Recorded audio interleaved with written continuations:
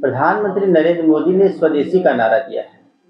इस पर आपका क्या कहना है? देखिए, हमारे आदरणीय प्रधानमंत्री श्री नरेंद्र मोदी जी भारत को जो विश्व गुरु बनाने का सपना उन्होंने देखा है, 2047 तक भारत को विश्व गुरु बनाना है, वो उसी मार्ग को प्रशस्त कर रहे हैं।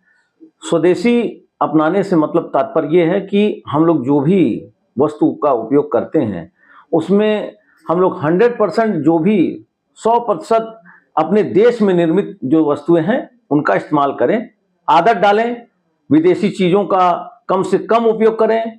एक तरीके से मानिए तो अपनी अर्थव्यवस्था को बहुत बड़ा मजबूत रूप देने के लिए उन्होंने ये हम लोगों को स्वदेशी अपनाने का नारा दिया है।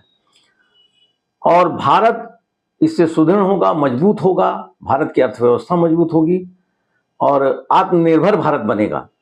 आपने देखा जैसे कि अभी ऑपरेशन सिंदूर में हमारे देश में निर्मित ब्रह्मोस मिसाइल ने कितना बड़ा करिश्मा करके दिखलाया था, जिसको देख करके चीन और अमेरिका तक दंग रह गए थे कि भारत के पास भी ऐसी शक्ति है कि जो अपने इस्तेमाल सुरक्षा के लिए करके उन्होंने भारत ने ये प्रमाणित कर दिया कि हम किसी से कमज़ोर नहीं हैं।